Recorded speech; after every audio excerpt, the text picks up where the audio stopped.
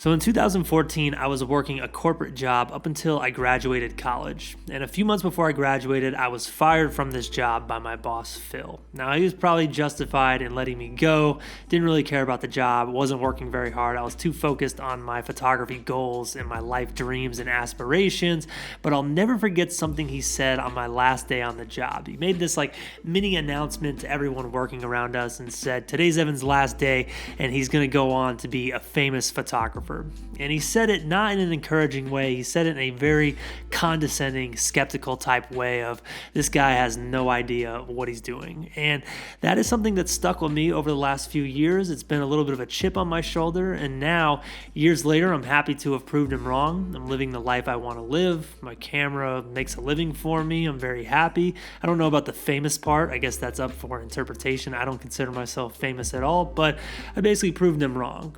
And along the way, through my own trial and error, building this business, through talking with coaching clients that I have and other photographers, I've realized there is one major mistake that keeps photographers broke, and a lot of them don't even know they're making it. So today we're going to go over that in the video, and I believe that this is something that contributes to so much of the negativity in the photography world. There's a lot of people who have dreams and aspirations of using their camera as a way to make money, and they can't make it work, and they just end up being bitter and living their life in a negative way. And hopefully this video prevents some of y'all from becoming that person, and you can make your dreams happen. So if you enjoyed the video, hit the thumbs up button for me, subscribe if you're not yet. I would love to get this video to 2,000 thumbs up by one day. That would be awesome.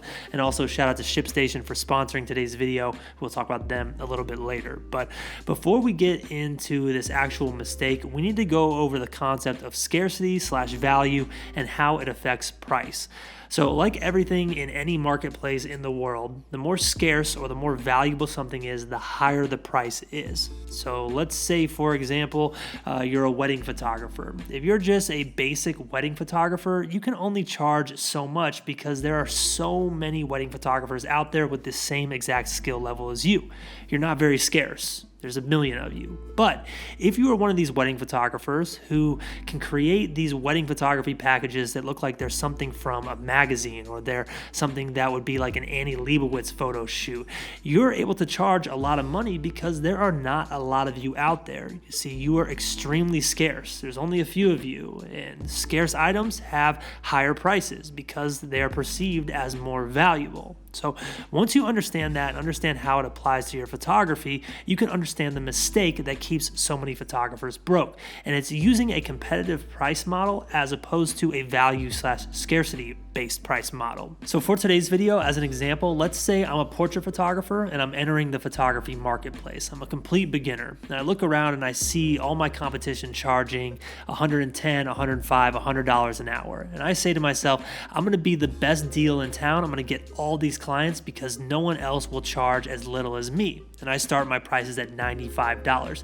In the short term, this might work great. I might get some clients this way. I might get people looking for a deal, and I might start feeling like I'm successful. But I'm actually setting myself up for failure because my entire business model is based simply on price. It has nothing to do with value. So where this can go wrong is someone else can enter the marketplace and say, hey, I see that guy over there charging $95. I'm going to charge $90. And then I'm forced to make a decision of, do I drop my prices to be more competitive, to still be the cheapest guy in town? And what this does is creates a domino effect to where eventually my prices are so low that I can't sustain the business, and I get discouraged because I'm working all this time and not making anywhere near as much money as I think I should be making or think I need to have to live the lifestyle that I want. That right there is the number one reason that photographers are broke. They do not understand how pricing works. And the thing is, it's a completely logical thought process to have, to think I'm going to get all these clients because I have the best deal. I'm providing the best price.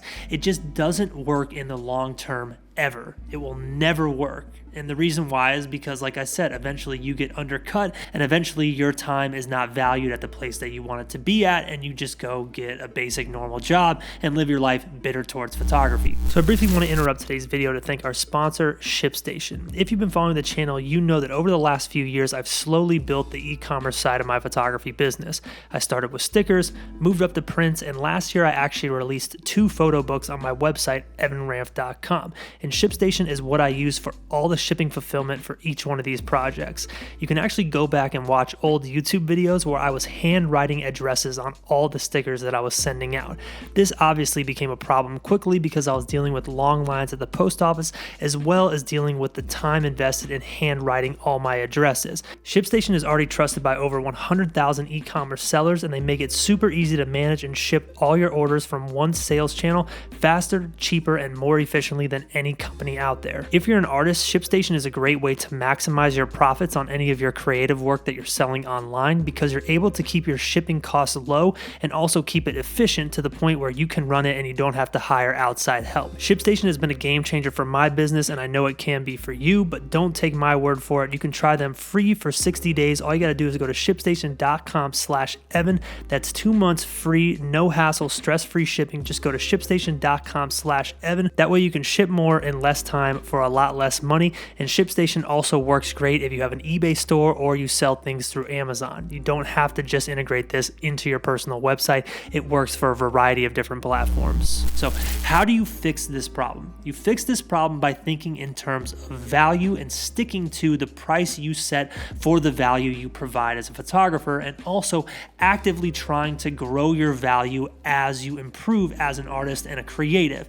This right here is growing a business. We're just applying the concept to art and photography and creativity. So let's say once again, I'm a portrait photographer and I enter the photography marketplace and I look at my competitor over there and I think, I think I'm just as good as that guy. Our styles are a little different. I do things differently, but he charges $100 an hour.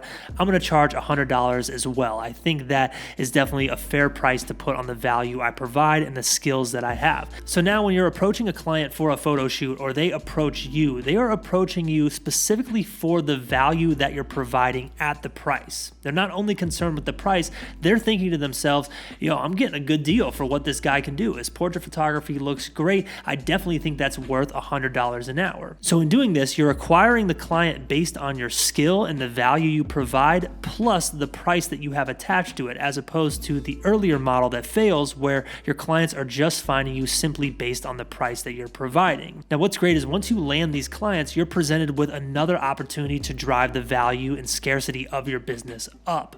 What I mean is, when you work with these clients, if you begin to build a reputation as a photographer who's easy to work with, someone who delivers on time, someone who is professional, now you have a reputation that also increases your value. You see, what's more scarce? A photographer with no reputation who does some pretty good pictures, or a photographer who does pretty good pictures but has a great reputation amongst your friends?